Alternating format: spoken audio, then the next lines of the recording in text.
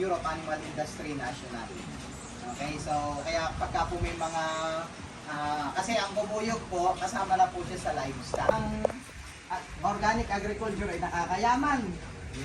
Ewan sa inyo.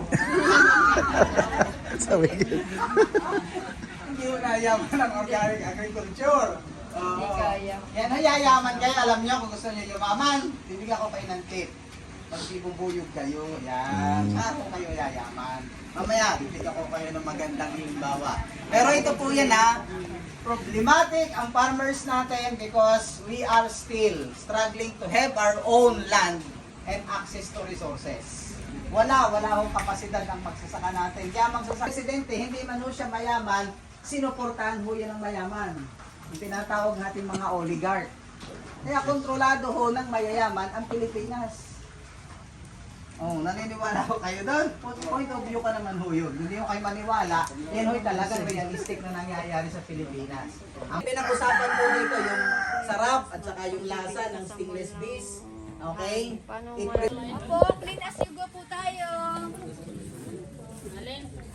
Iuwi po ang basura. Uy!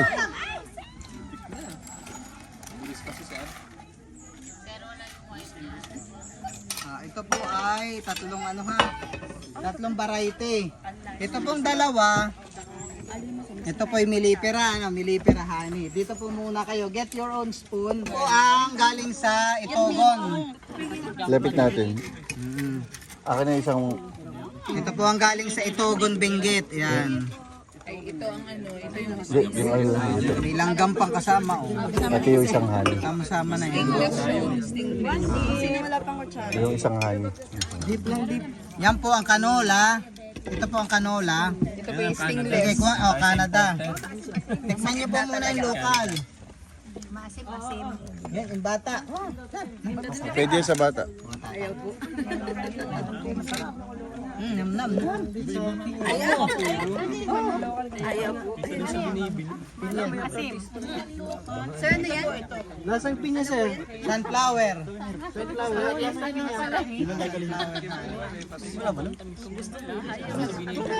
Then, ito po ang canola. Ito ang important. Ito po yung honey namin sa Tili.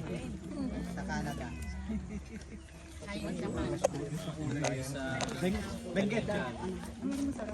May anak ka pag ubos na? Hindi masarap daw. Maasim. Maasim. Masarap Pero, yan. pero yan ang pinaka Yan ang ano. bagay sa iyo, nanay. Kung pagdadiabetes, masarap daw. Ganyan talaga yung singles. Pero yan ang pinakamagandang honey. Kaya lang ay yung sa akin nga, hindi naman magaling. Pero kung paano sa iyo sa Sa iyo life ang lasa.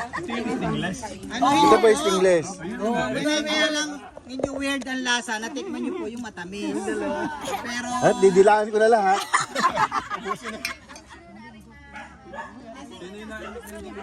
Pero pwede ko ba